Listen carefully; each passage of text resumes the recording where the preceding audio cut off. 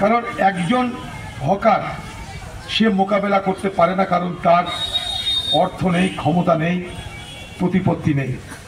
কিন্তু সবাই যখন এক হয় তখন তাদের শক্তি হয়, সেই শক্তি তাদের রক্ষা করে, বিপদের সময় মোকাবেলা করতে সাহায্য করে।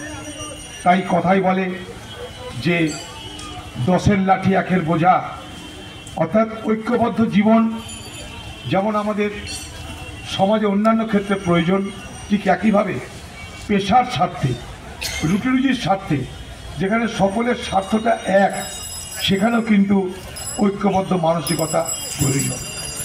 সেই মানসিকতাকে আধার করে, সেই মানসিকতাকে তারা বজায় রেখে প্রত্যেকবারের মতন এবারেও তারা তাদের এই ছোট্ট সম্মেলন করছে।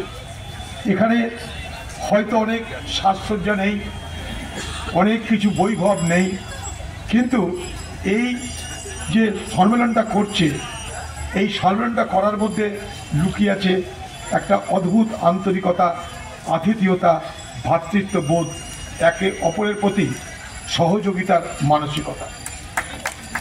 এটা একটা অদ্ভুত বাতাবরণ। কেউ বেলডাঙ্গা থেকে আসছেন, কেউ রেজিনগর থেকে আসছেন, কেউ পলাশী থেকে আসছেন, কেউ লালগোলা থেকে আসছেন।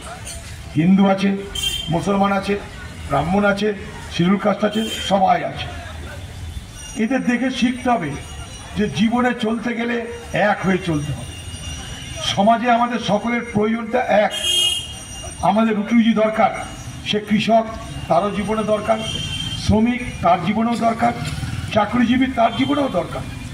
রুটি রুজির প্রশ্নে আজকে আমরা সবাই কিন্তু একটা লক্ষ্যই এগোই যে আমি আমার রোজগার করব, রোজগার করে সংসার প্রতিপালন করব, ছেলে মেয়েকে বড় করব, মানুষ করব।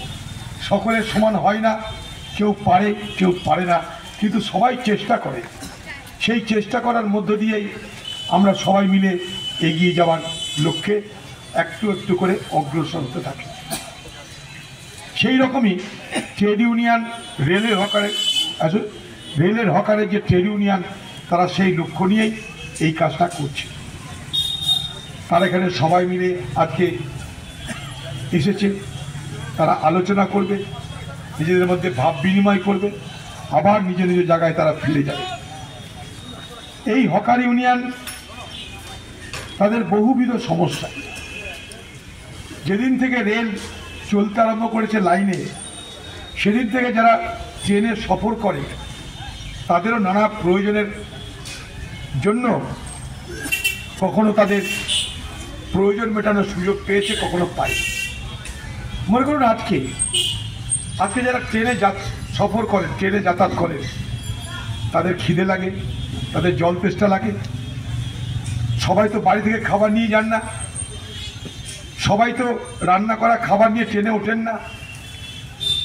আত্মীয় বিপদ হয়েছে, সংসারে কারো বিপদ হয়েছে, চিকিৎসা করাতে হবে, কলকাতায় নিয়ে যেতে হবে, এক জায়গা থেকে আরেক জায়গায় আপনাকে কাজের স্বার্থে যেতে হবে, শিক্ষার স্বার্থে যেতে হবে, চিকিৎসা করানোর স্বার্থে যেতে হবে। সব থেকে বড়, আপনি কোন পরিবহন ব্যবস্থাকে ব্যবহার করেন বা নির্ভর করেন, তার নাম রেল। ভারতবর্ষে প্রত্যেক দিন প্রায় 2.5 কোটি মানুষ রেলে যাতায়াত করে। এত বড় পরিবহন ব্যবস্থা পৃথিবীতে খুঁজে পাওয়া যায় না। এক প্রান্ত থেকে আরেক প্রান্তে ভারতবর্ষে প্রতিদিন কোটি কোটি মানুষ এইভাবেই যাতায়াত করছে। আর সেই মানুষগুলোকে রক্ষণাবেক্ষণ করবার, তাদের দেখভাল করবার জন্য রেলের হয়তো কোনো ব্যবস্থা আছে, কিন্তু সেই ব্যবস্থা যথেষ্ট নয়। কারণ রেল যখন খাবার দেবে, হোটেলের দাম নেবে, রেল যখন জল দেবে, বাজারের দাম নেবে, হকার যখন আপনাকে দেবে, হকার আপনাকে তার সামান্য লাভ রেখে সবটা আপনাকে দিয়ে দেবে। সে শুধু পেশার জন্যই হকারি করে না, তার হকারির মধ্য দিয়ে মানুষের প্রতি সেবাও কিন্তু আমরা স্পষ্ট দেখতে পাই। কারণ এটা একটা সার্ভিস।